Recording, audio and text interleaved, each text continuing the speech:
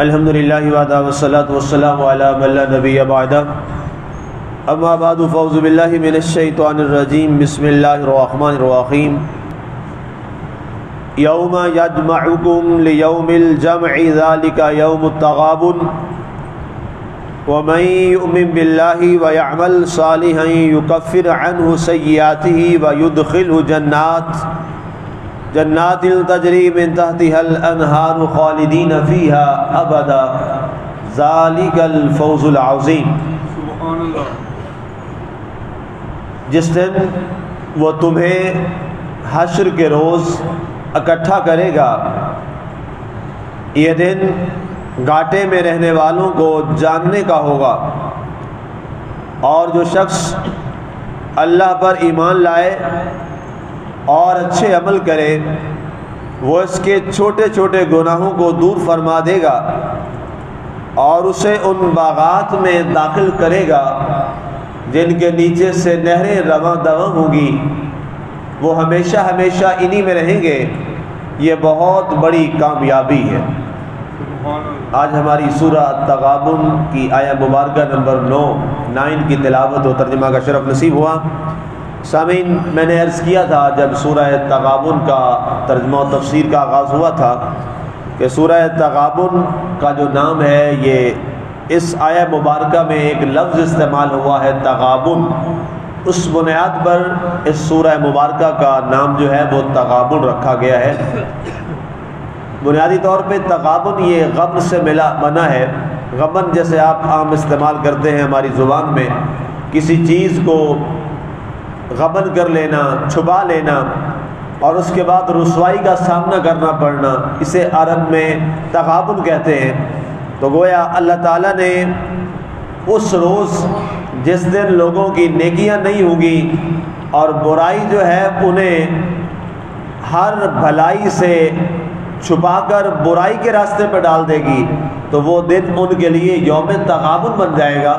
تو اس کا اللہ نے فرمایا یوم یجمعکم لیوم الجمع، فرمایا کہ اے لوگو جس دن اللہ تعالیٰ تمہیں بروز حشر جمع فرمائے گا، اکٹھا فرمائے گا اور تمہارے نامہ اعمال کو تولا جائے گا، ذالک یوم التغابن، وہ بڑا گھاٹے والا دن ہوگا اور وہ بڑا مشکل اور امتحان والا دن ہوگا، جس دن اللہ کا میزان لگے گا، اللہ تعالیٰ ترازو انصاف لگائے گا۔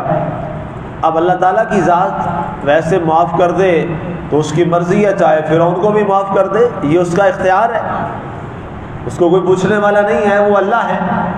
لیکن اس نے دنیا میں قرآن کی صورت میں، زبور و تورات و انجیل کی صورت میں 100 کے قریب صحیفے ہیں، ان کی صورت میں اللہ تعالیٰ نے ہمیں ایک نظام عدل دیا ہے، ایک انصاف کا نظام دیا ہے، اور اس میں یہ اللہ نے فرمایا ہے تمام کتب کے اندر جو آسمان سے نازل ہوئی کہ جو اچھے عمل کرے گا اس کے لیے میرا یہ اجر ہے، اور جو غلط کام کرے گا، برائی کرے گا، اس کے لیے میری یہ سزا مقرر ہے۔ اللہ تعالیٰ نے یہ ساری چیزیں بیان فرما دی اور اس کے بعد فرمایا کہ اللہ کا جو ترازو انصاف ہے وہ بڑا مستقیم ہے اور وہ بڑا عدل والا ہے۔ اللہ نے خود اپنی صفات میں اس صفت کا ذکر کیا ہے کہ ذو عدل، اللہ کی ذات سب سے بڑی عادل ہے اس کائنات کے اندر۔ یوم تجد کل نفس ما کسبت، اس دن ہر ایک جان نے جو جو عمل کیا ہوگا، وہاں لفظ ما آیا ہے، ما للعموم، عموم کے لیے ہے ما کسبت۔ وضاحت کی مفسرین ہے ما کسبت من خیر او شر، نیکی ہے یا برائی ہے، جو جو بھی کمایا ہے، یوم تجد کل نفس، ہر جان اپنے سامنے وہ پالے گی۔ ایک جگہ پہ فرمایا محضرہ، وہ اپنے سامنے ہر چیز کو حاضر پائے گی، اور اس کے بعد اللہ کا ترازو لگے گا، اللہ انصاف فرمائے گا۔ جس کا جو جو فیصلہ ہے وہ فرما دے گا. کوئی جنتی ہے تو جنت کا فیصلہ، کوئی دوزخی ہے تو دوزخ کا فیصلہ. ایک بار وہ فرمائے گا فیصلہ تاکہ اس کو پورے آئینے میں اتارا جائے کہ تیرا یہ حال ہے. اس کے بعد پھر مالک کی مرضی ہے، چاہے تو اپنے کرم سے ایمان والوں کو معاف کر دے، چاہے تو اپنے حبیب کی سفارش کی بنیاد پہ معاف کر دے. یہ تو پھر اس کا اپنا فیصلہ ہے.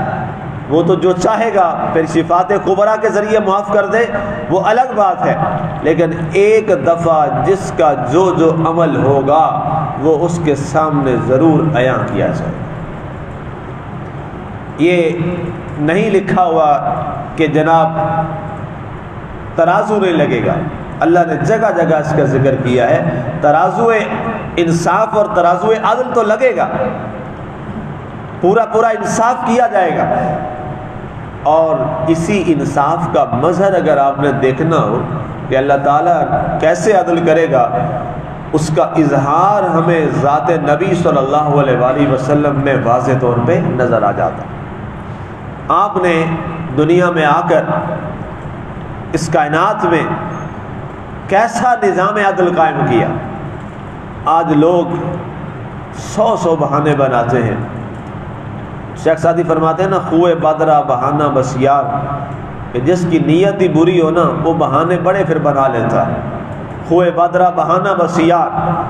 آج لوگ کہتے ہیں جی نظام میں انصاف اس لیے قائم نہیں ہو سکتا، یہ مسئلہ ہے. عدل اس لیے قائم نہیں ہو سکتا، یہ مسئلہ ہے. بھائی آج ہم 2022 میں جی رہے ہیں. 1500 سال پہلے جائیے، 1500 سال پہلے کائنات کے عظیم رسول محبوب خدا جناب محمد مصطفیٰ صلی اللہ علیہ وآلہ وسلم نے نظام عدل قائم کر کے دنیا کو بتا دیا. اگر کوئی نظام عدل قائم کرنا چاہے تو 1500 سال پہلے بدوؤں میں بھی نظام عدل قائم کر سکتا ہے.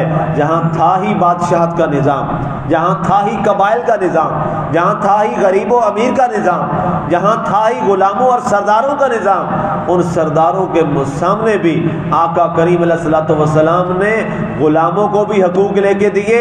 اور اگر کسی سردار نے جرم کیا تو اللہ نے غلام کے سامنے سردار کو بھی سزا دلوا کے دکھائی. صرف نیتیں ٹھیک نہیں ہیں. اگر کوئی عدالت کی کرسی پہ بیٹھا ہے تو اسے سب سے بڑے عادل پہلے اللہ کی ذات کو دیکھنا چاہیے. اس کے بعد اللہ کے عدل کا جو مظہر اتم ہے وہ ذات رسول صلی اللہ علیہ وآلہ وسلم ہے. اس کو دیکھنا چاہیے کہ انہوں نے امیر و غریب کا فرق مٹا کر کس انداز میں عدل و انصاف کو قائم کیا تھا. جب قبیلہ بنی مخزوم، یہ بہت بڑا امیر قبیلہ تھا، جیسے آج ہمارے یہاں کہتے ہیں رائل فیملی. یہ قبیلہ بنی مخزوم عرب کی رائل فیملی تھی، جن کے سامنے کسی کو بولنے کی جسارت نہیں ہوتی تھی. یہ اتنا بڑا قبیلہ امیر زادے تھے. یہ ان کی ایک عورت نے جب چوری کی تھی جس کا نام بھی فاطمہ تھا، تو اس کو لایا گیا چوری کی سزا میں. سرکار نے فرمایا اس کے ہاتھ کاٹے جائیں گے. تو حضرت اسامہ رضی اللہ تعالیٰ عنہ سرکار کے صحابی، انہوں نے سفارش کی. ظاہر ہے ان کی نیت میں کوئی مصلحت کے تحت تھی یا جو بھی تھا کہ یا رسول اللہ علیہ وسلم اس سے کوئی اور چیز لے لیں، ڈبل پیسے لے لیں، درہم دینار زیادہ لے لیں اور اسے معاف کر دیں، اس کا ہاتھ نہ کاٹیں. تو سرکار دو عالم صلی اللہ علیہ وسلم جلال میں آ گئے. سرکار نے فرمایا پہلی قوم میں اسی لیے ہلاک اور تباہ ہو گئی، جب چھوٹا جرم کرتا تھا اس کے لیے سزا ہوتی تھی، جب بڑا جرم کرتا تھا اس کو معاف کر دیا جاتا تھا. سرکار نے فرمایا اللہ کی قسم اگر اس قبیلہ مخزوم کی فاطمہ کی جگہ مجھ محمد کی بیٹی فاطمہ بھی چوری کرتی میں اس کا بھی ہاتھ کاٹ دیتا. یہ ہے نظام عدل جو تیرے اور میرے رسول صلی اللہ علیہ وسلم نے سرزمین مکہ اور سرزمین مدینہ منورہ میں کر کے دکھایا. آج ہم کلمہ تو اسی نبی کا پڑھتے ہیں. آج لوگ اپنے آپ کو عاشق رسول بھی کہہ لیتے ہیں. عشق رسول لفظوں سے نہیں، عشق رسول عمل کا تقاضا کرتا ہے. مسلمان لفظ سے نہیں، مسلمان عمل کا تقاضا کرتا ہے. آج یہ بات تو بڑی کہہ لی جاتی کہ جناب ہم مسلمان ہیں، ہمیں کسی سے سند لینے کی ضرورت ہے. اور بھائی سند کیا ہے؟ سند تو عمل ہے. عمل بتائے گا نا، عمل اصل سند ہوتی ہے، عمل بتائے گا کہ جناب آپ کہاں کھڑے ہیں، آپ کتنے اچھے مسلمان ہیں۔ ہمیں مسلمان، اچھا مسلمان بننا ہے، اور اچھا مسلمان ہی سب کچھ ہے۔ جناب سیدنا صدیق اکبر رضی اللہ تعالیٰ عنہ ایک اچھے مسلمان تھے۔ سبحان اللہ۔ دنیا آج ان کی مثال دیتی ہے کہ نہیں دیتی؟ جناب سیدنا فاروق اعظم ایک اچھے مسلمان تھے، ان کو دیکھ کر لوگ اسلام میں داخل ہوتے تھے جب ان کی شخصیت کو دیکھتے تھے، کیوں اگر ایسا مسلمان ہے تو ہمیں واقعی مسلمان ہو جانا چاہیے۔ جناب سیدنا آج تو ہمارے پاس یہ اتنا سا پاکستان ہے، اتنا سا پاکستان ہے، اور دنیا کی ساری جدید سہولیات بھی ہمارے پاس ہے کہ آپ اپنے آفس میں بیٹھ کے پورا پاکستان واچ کر سکتے ہیں، اتنی جدید ترین سہولیات ہیں۔ اتنا سا پاکستان ہے حضرت فاروق اعظم کی ریاست کے مقابلے میں، اس کا تیسرا حصہ بھی نہیں بنتا۔ اتنے وزیر، اتنے مشیر، اتنے پتہ نہیں کیا کیا جناب سسٹم، اور آپ کے پاس جناب کیا کیا سیف اتھارٹیز، آپ کے پاس جدید ساری سہولیات موجود ہیں، اس کے باوجود آپ کرائم کو کنٹرول نہیں کر سکتے، اس کے باوجود آپ مستحق تک اس کا حق نہیں پہنچا پا رہے۔ لیکن دیکھیے جناب سیدنا فاروق اعظم رضی اللہ تعالیٰ عنہ کو نہ جناب آئی ٹی ہے، نہ نیٹ ہے، نہ جناب کیمراز ہیں، نہ جدید سہولیات ہیں، نہ جناب لگژریس سواریاں ہیں، پیدل 22 لاکھ مربع میل کا بادشاہ خلیفہ ہے، پیدل ساری رات جا کے چلتا ہے، اور جا کے گھروں کے باہر کان لگا کے سنتا ہے کہ کوئی تکلیف میں تو نہیں ہے، اور پھر آ کے کیا اعلان کرتا ہے کہ دریائے فرات کے کنارے انسان نہیں، کتا بھی پیاسا مر گیا تو عمر اس کا جواب دے۔ نیتیں خراب ہیں ہماری، ہم ہیں ہی بد نیت قوم۔ اگر اس زمانے میں ایک فاروق اعظم رضی اللہ تعالیٰ جس کے پاس کوئی سہولت نہیں ہے، وہ تمام سہولیات کے فقدان کے باوجود غریبوں، ناداروں، فقیروں کے گھروں میں بیت المال سے رات کے اندھیروں میں وہ بوریاں اٹھا کے لے کے جاتا ہے، تو دنیا آج ایسے نہیں کہتی۔ عمر اگر دنیا میں ایک اور آ جاتا پوری دنیا پر اسلام ہوتا۔ سبحان اللہ۔ یہ مستشرق کا قول ہے۔ مستشرق کہتے ہیں کرسچن کو جو اسلام پہ ریسرچ کرتے ہیں، انہیں مستشرق، اورینٹیلز، اور وہ واقعہ اورینٹیلز نے بہت لکھا ہے۔ وہ جو آپ رات کو گئے اور ایک عورت جو ہے وہ بوڑھی عورت وہ اندر کہہ رہی تھی کہ عمر کو کیا پتا کہ میرے ساتھ کیا بیت رہی ہے، یہ تو اپنے ناز و نم میں اور اپنی بادشاہت میں پھرتا ہے، اس کو پتہ ہی نہیں میرے گھر میں فاقہ ہے۔ آپ باہر کھڑے سن رہے تھے۔ اللہ اکبر۔ اب رات کو واپس گئے اسی اندھیرے میں، اور اٹھایا بیت المال کے خزینہ دار کو، غلام کو، خادم کو، خزانچی کو اٹھایا، کہا ایک بوری نکالو اناج کی، تو اس نے فوراً اٹھائی اور اپنے کندھے پہ ڈالنا چاہیے۔ فرمایا نہیں، یہ بوری میں اپنے کندھے پہ اٹھا کے لے کے جاؤں گا۔ تو اس نے کہا حضور میں خادم ہوں آپ کا، میں لے کے جاتا ہوں۔ آپ نے ایک جملہ بول کے اس کو چپ کروا دیا۔ فرمایا اگر قیامت والے دن میرے نامہ اعمال کو تو اپنے کندھوں پہ اٹھا سکتا ہے تو آج بوری بھی تو اٹھا کے لے کے جا۔ وہ چپ ہو گیا۔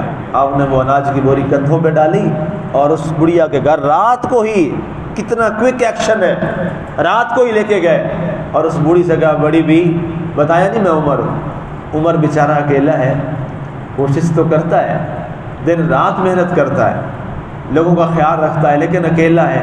اس اکیلے اور انسان بھی ہے، اس کو معاف کر دو۔ تو کل تو اس کے دربار میں آنا، وہاں بات کریں گے، اور اس کو وہاں ذرا بات کر کے سمجھا کے اس کو معاف کر دیں، تو یہ اناج ہے تمہارے لیے۔ اس نے کہا ٹھیک ہے میں کل آؤں گی، اور عمر سے بات کریں گے۔ آپ نے فرمایا مل کے بات کریں گے عمر سے۔ جب کل آئے دیکھا تو وہ عورت حیران رہ گئی کہ یہی عمر تھا جو رات کو آیا تھا میرے پاس۔ سبحان اللہ۔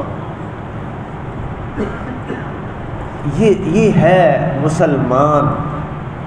آج ہمارے دعوے مسلمانی کے سب جھوٹے دعوے۔ اقبال رحمۃ اللہ علیہ تعالیٰ نے یہی تو بات فرمائی تھی، زبان سے کہہ بھی دیا لا الہ تو کیا حاصل، دل نگاہ جو مسلمان نہیں تو کچھ بھی نہیں۔ نہ دل ہمارے مسلم ہیں، نہ نگاہیں ہماری مسلم۔ اور دعوے ہمارے سن لیجئے، جس کو بھی دیکھو وہ کہتا ہے مجھ سے بڑا مسلمان ہی کوئی نہیں۔ یہ مسلمانی زبان کا نام نہیں ہے، مسلمانی کریکٹر کا نام ہے۔ مسلمان کا کردار بولتا ہے، اس کو بتانا نہیں پڑتا میں مسلم ہوں، اس کا کریکٹر بول کے گواہی دیتا ہے۔ یہ وہ شخص ہے جو اللہ اور اللہ کے رسول کا ایمان لانے والا مسلمان ہے۔ آج ہمارا معاشرہ اخلاقی گراوٹوں کا شکار ہے، آج ہمارے معاشرے میں تباہی اور بربادی ہے، اس لیے کہ ہم زبانی مسلم ہیں، ہم زبان کے مسلم ہیں، ہم کریکٹر کے مسلم نہیں رہے۔ اور جس دن اس قوم کے اندر وہ کریکٹر ڈیولپ ہو گیا جو محمد عربی صلی اللہ علیہ وسلم کا تھا، تو پھر اسے کسی چیز کی ضرورت نہیں رہے گی۔ کریکٹر ایک ایسی طاقت ہے جو کیسر و کسرا کے مقابلے میں بھی کھڑا ہو جاتا ہے۔ اس ایک لمبی فہرست ہے تاریخ کی، کئی دفعہ میں نے عرض کی، آگے بڑھتے ہیں۔ اللہ فرماتا ہے وَمَن يُؤْمِن بِاللَّهِ وَيَعْمَلْ صَالِحًا، یہ الفاظ قرآن میں بھرے پڑے ہیں، بار بار جہاں بھی ایمان کا ذکر ہے وہاں عمل صالح کا ذکر ہے۔ اکیلا ایمان نہیں فائدہ دے گا جب تک اس کو عمل صالح کے ساتھ سجاؤ گے نہیں۔ اللہ فرماتا ہے جو ایمان باللہ لائے اور اچھے عمل کرے، جہاں بھی آمنو آتا ہے نا، ساتھ کیا آتا ہے؟ عامل الصالحات، سبحان اللہ، ایمان لاؤ اور نیک عمل کرو، اچھے عمل کرو، صالح اعمال کرو۔ فرمایا یکفر عنہ سیئاتہ، فرمایا جو اچھے عمل کرے گا نا تو اس کی جو برائیاں ہوں گی ہم ان کو بھی مٹا دیں گے، ہم ان کی برائیوں کو صاف کر دیں گے۔ اچھے عمل کی وجہ سے جو تھوڑی بہت رہ گئی ہیں، وَيُدْخِلْهُ جَنَّاتٍ، اور ہم اسے ایک جنت نہیں جمع فرمایا کئی جنتیں عطا کریں گے، ایک جنت نہیں کئی جنتیں عطا فرمائیں گے۔ تجری من تحتہا الانہار، جن کے نیچے نہریں رواں دواں ہیں، باغات ہیں، نہریں رواں دواں ہیں، خالدین فیہا آبادا، اور ان جنتوں میں یہ لوگ ہمیشہ رہیں گے۔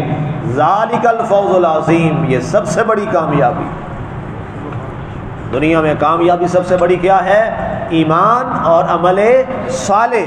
جس کے پاس ایمان اور عمل صالح نہیں ہے وہ چاہے ہواؤں میں اڑتا پھرے ناکام ہے۔ کامیاب وہی ہے جو ایمان اور عمل صالح اپنے ہاتھ میں لے کے بیٹھا، چاہے وہ کٹیا میں بیٹھا ہے، چاہے وہ کٹیا کے اندر بیٹھا ہے۔ اور ایسے کئی صحابہ جن کے آج یہ نام آپ کو ممبر اور محراب میں نظر آتے ہیں، مساجد کے جناب پلرز میں سجے ہوئے آپ کو نظر آتے ہیں، یہ نام، یہ کیا کوئی بادشاہ تھے؟ کیا یہ محلات میں رہنے والے تھے؟ کیا یہ بڑے بڑے گھروں میں رہنے والے تھے؟ یہ تو کٹیا میں گزارا کرنے والے تھے، اور کبھی ملا اور کبھی نہ ملا، اور پیٹ پہ پتھر باندھ کے زندگی گزارنے والے تھے۔ لیکن کیا ہوا؟ اللہ نے فرمایا فوز العظیم، اصل کامیابی ان کو ملی ہے۔ کیوں؟ ایمان کے ساتھ عمل صالح کیا۔ جتنا بڑا کوئی بادشاہ ہو، مسجد میں اس کا نام لکھنا ہم گوارا کریں گے؟ یہاں لکھیں گے وہ ٹائل بھی توڑ دیں گے۔ یہ دنیا دار، یہ بادشاہ کون ہوتا ہے محلات میں، خبردار اس کا نام بھی مسجد میں نہ لو۔ لیکن بلال حبشی کا نام لکھا ہوا کہ نہیں لکھا ہوا؟ حبش کیا غلام، غلام آزاد بھی نہیں، کیا تھے؟ غلام۔ حضرت صہیب کا نام لکھا ہوا ہے کہ نہیں لکھا ہوا؟ ایک غلام۔ حضرت زید کا نام لکھا ہوا ہے کہ نہیں لکھا ہوا؟ ایک غلام۔ لیکن دنیا کے امام کیوں بن گئے؟ دنیا میں ان کے نام سب سے بلند کیوں لکھے گئے؟ ممبر اور محراب کی زینت کیوں بن گئے؟ کہ انہوں نے فوز عظیم، سب سے بڑی کامیابی کیسے حاصل کی؟ اللہ پر ایمان کے ساتھ عمل صالح کیا۔ آج آپ بھی بن سکتے ہیں، آپ بھی اپنی زندگی کو دائم اور ہمیشہ والی بنا سکتے ہیں۔ آپ کے نام بھی اللہ کے ہاں سنہری ہو جائیں گے۔ ہم بھی یہ کر سکتے ہیں کہ ہم ایمان کے ساتھ اس کریکٹر کو زندہ کر لیں جو کریکٹر جناب سیدی رسول اللہ صلی اللہ علیہ وسلم نے ہمیں عطا فرمایا تھا۔ اللہ ہمیں عمل کی توفیق عطا فرمائے، آمین۔ وما علینا الا البلاغ۔